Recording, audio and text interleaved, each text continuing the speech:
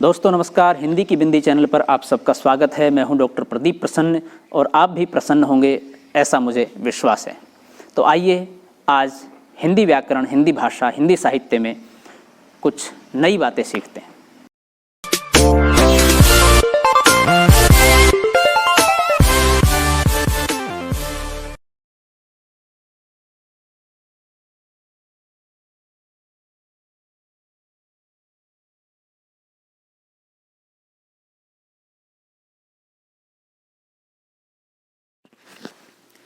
विद्यार्थियों, आज की वीडियो में बना रहे हैं छायावाद को लेकर के।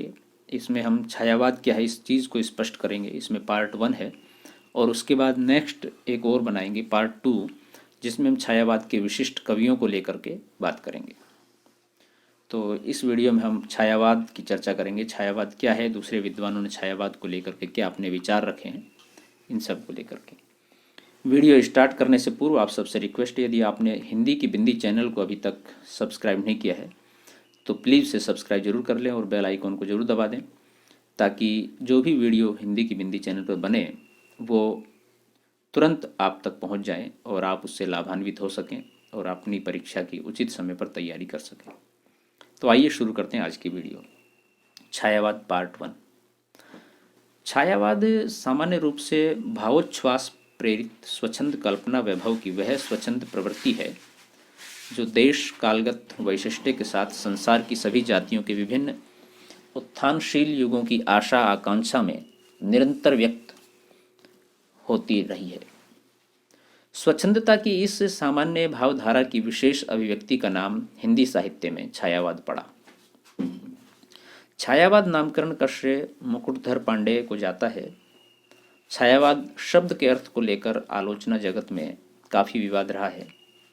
इसका कारण यह है कि जहाँ यथार्थवाद, आदर्शवाद, प्रगतिवाद आदि ऐसे नाम हैं जिनके आधार पर इन वादों के अंतर्गत स्वीकृत रचनाओं के बुनियादी स्वरूप को आसानी से समझा जा सकता है, वहीं छायावाद शब्द किसी ऐसे स्पष्ट अर्थ का बोध नहीं कराता जिसके आधार पर छायावादी काव्य की विशेषताओं को समझा जा सके। छायावाद के व्यापक अर्थ में उन्होंने रहस्यवाद को भी समाविष्ट किया है।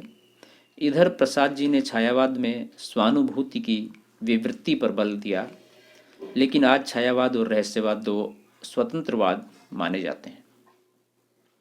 छायावाद में शैलीगत विशेषताओं के साथ साथ प्रेम, सौंदर्य आदि भावनाओं को भी स्वीकार किया जाता है, जबकि अव्यक्त निराकार प्रिय के प्रति प्रणय निवेदन को रहस्यवाद की मूल विशेषता माना जाता है। यद्यपि प्रसाद ने रहस्यवाद को अध्यात्मवाद और विशेषतः शैव दर्शन के साथ संबद्ध करने का प्रयास किया, किंतु उनकी वह व्याख्या सर्वमान्य न हो सकी। जहाँ तक भाषा शैली का प्रश्न है, छायावाद और रहस्यवाद में समानता पाई जाती है। वस्तुतः छायावादी काव्य स्वच्छंदतावादी कम और पुनरुत्थानवादी अधिक था। छायावाद की प्रणयानुभूति पर रीतिकालीन श्रृंगार चित्रण का प्रभाव काफ़ी है। काव्य शास्त्रीय मूल्यों की दृष्टि से भी छायावाद प्राचीन सिद्धांतों, विशेषकर रस सिद्धांतों के अनुरूप है, और जहाँ तक दार्शनिक सिद्धांतों का संबंध है, छायावादी काव्य सर्ववाद, कर्मवाद, वेदांत, शैव दर्शन, अद्वैतवाद, भक्ति आदि पुराने सिद्धांतों को ही व्यक्त करता दिखाई देता है। छायावादी काव्य की अभिव्यंजना पद्धति भी नवीनता और ताजगी लिए हुए है। द्विवेदी कालीन खड़ी बोली और छायावादी खड़ी बोली में बहुत अंतर है। भाषा विकास का ही अंतरंग तत्व होता है। द्विवेदी युगीन काव्य बहिर्मुखी था, इसलिए उसकी भाषा में स्थूलता और वर्णनात्मकता अधिक थी। इसके विपरीत छायावादी काव्य में जीवन की सूक्ष्म निभृत स्थितियों को आकार प्राप्त हुआ, इसलिए उसकी शैली में उपचार वक्रता मिलती है जो मानवीकरण आदि अनेक विशेषताओं के रूप में दिखाई देती है। छायावादी कवियों ने प्रधान रूप से प्रणय की अनुभूति को व्यक्त किया है। उनकी कविताओं में प्रणय से संबद्ध विविध मानसिक अवस्थाओं का आशा, आकुलता, आवेग, तल्लीनता, निराशा, पीड़ा, अतृप्ति, स्मृति, विषाद आदि का अभिनव एवं मार्मिक चित्रण मिलता है। रीतिकालीन काव्य में श्रृंगार की अभिव्यक्ति नायक नायिका आदि के माध्यम से हुई है। किंतु छायावादी कवियों की अनुभूति की अभिव्यक्ति प्रत्यक्ष है। यहाँ कवि और पाठक की चेतना के बीच अनुभूति के अतिरिक्त किसी अन्य सत्ता की स्थिति नहीं है।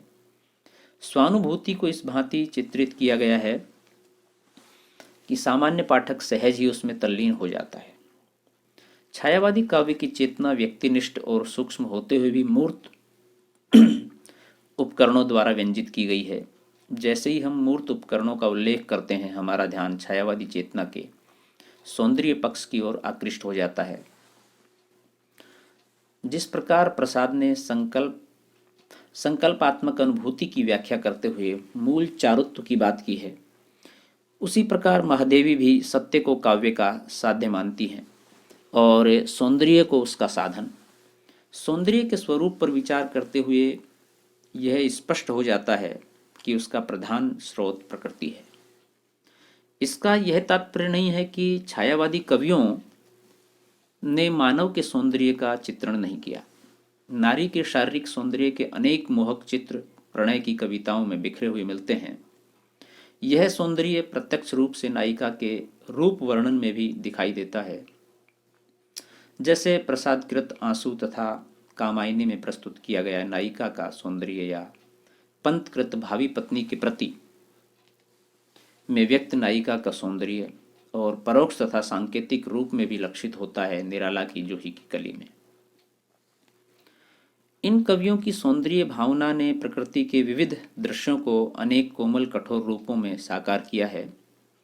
प्रथम पक्ष के अंतर्गत प्रसाद की बीती विभावरी जागरी, निराला की संध्या सुंदरी, पंत की नौका विहार आदि कविताओं का उल्लेख किया जा सकता है, जबकि कामायनी का प्रलय वर्णन, निराला की बादल राग कविता तथा पंत की परिवर्तन जैसी रचनाओं में प्रकृति के कठोर रूपों का चित्रण भी मिलता है।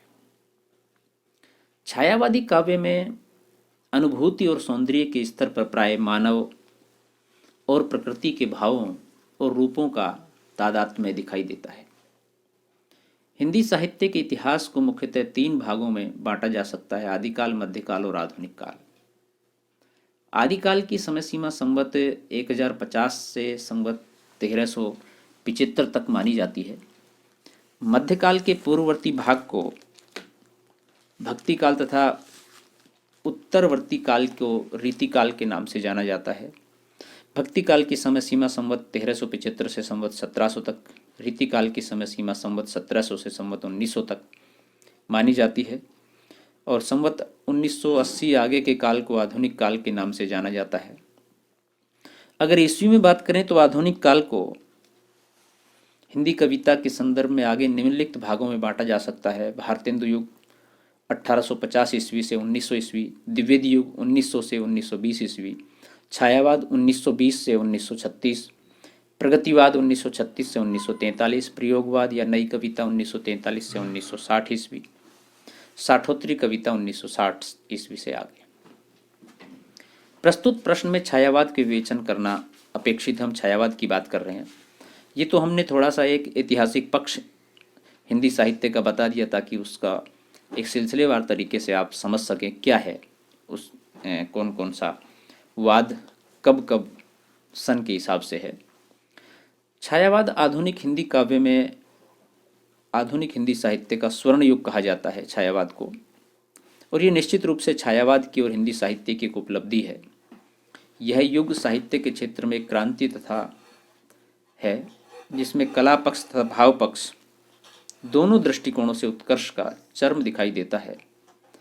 सन 1920 से सन 1936 तक के काव्य को छायावाद कहा गया है। कुछ लोग 1918 से 1936 भी इसको मानते हैं।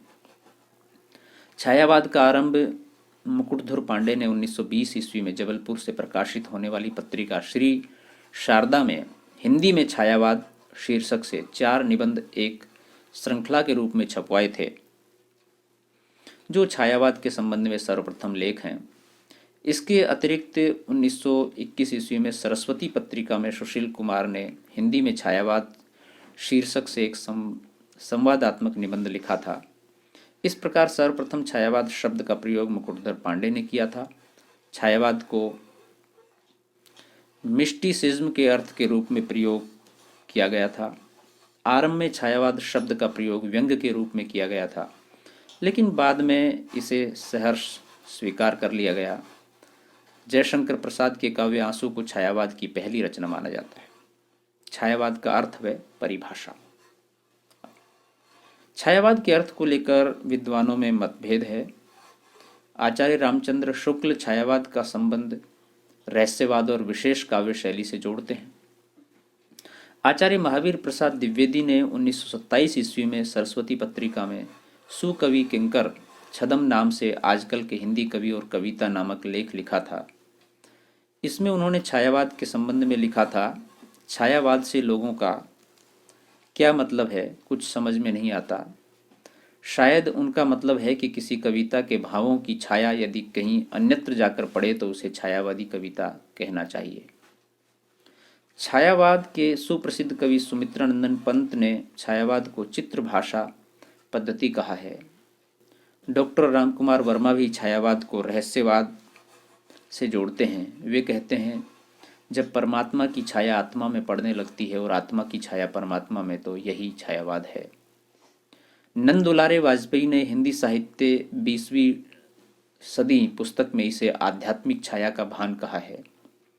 उनके अनुसार छायावाद सांसारिक वस्तुओं में दिव्य सौंदर्य का प्रत्यय है। डॉक्टर नगेंद्र के अनुसार स्थूल के प्रति सूक्ष्म का विद्रोह ही छायावाद है।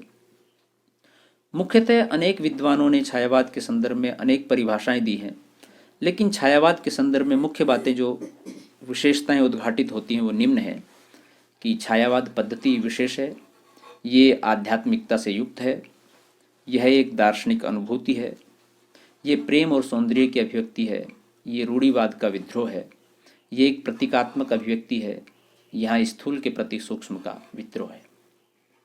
तो विद्यार्थियों, ये थी आज की वीडियो छायावाद को लेकर के पार्ट 1। हम इसके बाद पार्ट 2 बनाएंगे, उसमें छायावाद के सभी कवियों को लेकर के, उनकी रचनाओं को लेकर के चर्चा करेंगे। आशा करते हैं वीडियो आपको अच्छी लगी होगी। वीडियो आपने पूरी देखी, इसके लिए आपका बहुत बहुत धन्यवाद। यदि वीडियो आपको अच्छी लगी हो तो इसे लाइक कीजिए, शेयर कीजिए, कमेंट्स कीजिए और कमेंट्स के माध्यम से हमें ज़रूर बताएं कैसी लगी। यदि आपके मन में कोई सवाल है, कोई जिज्ञासा है तो कमेंट्स के माध्यम से पूछिए, हम उसका समाधान करने की कोशिश करेंगे। और हिंदी की बिंदी चैनल को अभी तक आपने सब्सक्राइब नहीं किया है तो उसे सब्सक्राइब कीजिए और अपने मित्रों को सब्सक्राइब करने के लिए आग्रह कीजिए। वीडियो आपने पूरी देखी उसके लिए धन्यवाद। नेक्स्ट वीडियो में नेक्स्ट टॉपिक के साथ फिर मिलते हैं, तब तक के लिए शुक्रिया, नमस्कार।